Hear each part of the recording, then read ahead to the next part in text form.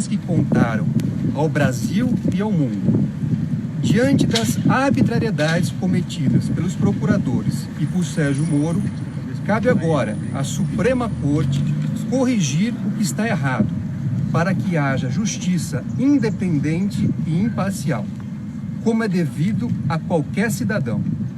Tenho plena consciência das decisões que tomei nesse processo e não descansarei enquanto a verdade e a justiça não voltarem a prevalecer. Então, esta é uma carta escrita pelo ex-presidente Lula na data de hoje, orientando os seus advogados a respeito da posição dele sobre a questão que foi posta, a questão, o requerimento para que ele progredisse no regime a partir de condições estabelecidas pela Justiça. O ex-presidente Lula não reconhece a legitimidade do processo e da condenação que foi imposta a ele pelo ex-juiz Sérgio Moro e que depois foi analisada em parte pelas instâncias superiores, a partir de elementos coletados pela condução do ex-juiz Sérgio Moro. Então, essa é a posição do ex-presidente Lula, agora materializada numa carta que ele escreve para deixar clara a sua posição. Doutor Zanin, na prática, como que vai funcionar isso? Se a juíza pedir ou decretar que ele tem direito ao regime, como que o presidente vai manifestar esse desejo dele de não cumprir as condicionantes? Bom, primeiro, nós ainda não recebemos nenhuma intimação da Justiça para apresentar uma manifestação sobre o requerimento feito pelos procuradores da Lava Jato. Então, nós primeiro temos que aguardar esta intimação e aí, no prazo estabelecido, nós apresentaremos uma manifestação seguindo esta orientação dada pelo nosso cliente, o ex-presidente Lula. Na prática, o que o senhor vai escrever nessa manifestação?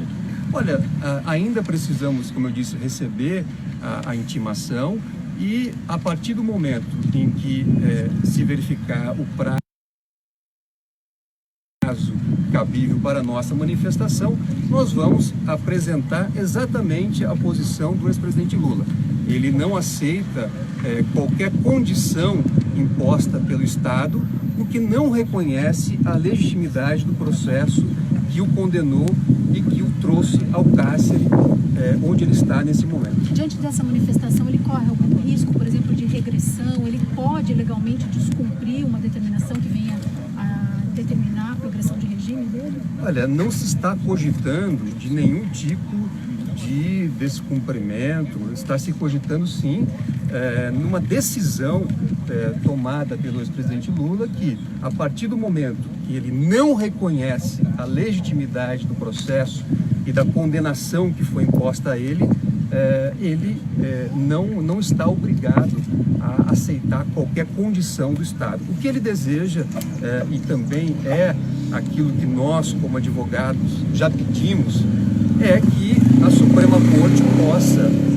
analisar os pedidos que foram apresentados, seja sobre a suspeição do ex-juiz Sérgio Moro, seja sobre a suspeição dos procuradores da Lava Jato, porque isso, ao nosso ver, é o que deve conduzir à declaração da nulidade de todo o processo e, consequentemente, ao restabelecimento da liberdade plena do ex-presidente. Doutor, a movimentação processual sugere que a juíza que responde pela execução do ex-presidente vá tomar uma decisão. Ela hoje pediu para que a Polícia Federal apresente a carta de boas condutas do ex-presidente durante o tempo que está preso e também pede um recálculo de determinadas questões ligadas à dosimetria.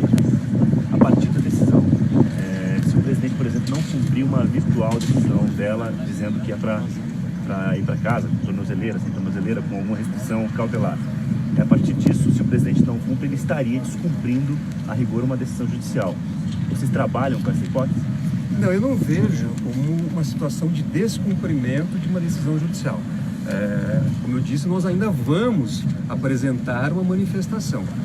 O que o ex-presidente hoje nos orientou é que, diante do caráter ilegítimo do processo, da condenação injusta que foi imposta a ele, ele não aceita nenhuma barganha em relação a condições que eventualmente venham a ser estabelecidas pela Justiça. Esse é um direito dele.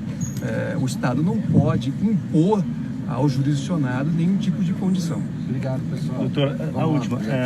Uma eventual decisão dele por sair, por exemplo, ela tornaria sem efeito os recursos que estão à espera de julgamento na instância superior? Não, de forma alguma.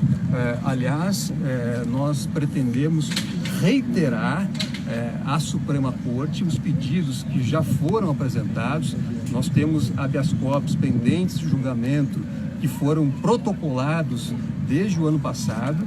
Então, a nossa atuação será no sentido de reiterar à Suprema Corte o pedido para que esses habeas corpus sejam julgados e, ao nosso ver, esse é o caminho para que os processos sejam anulados porque foram conduzidos sem observância do devido processo legal. Doutor Zanin, uma questão. O senhor deve fazer esse pedido ao Supremo Tribunal Federal, reforçar esses pedidos? Nós vamos, a partir dessa posição do ex-presidente Lula, tomar todas as providências jurídicas necessárias, inclusive essa reiteração à Suprema Corte para que haja um julgamento desses habeas corpus que estão pendentes. Doutor Zanin, caso o ex-presidente queira rever essa posição, os senhores estão aguardando uma decisão do STF.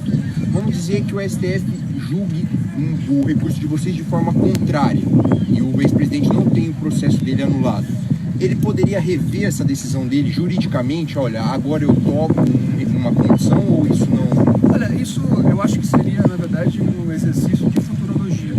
No momento, essa é a orientação do ex-presidente. Ele está reafirmando e sendo coerente com a posição que ele sempre manifestou. E nós vamos agora implementar essas orientações no campo jurídico e aguardar as respostas necessárias. Obrigado, pessoal. Obrigado. Valeu, Júlio. Obrigado.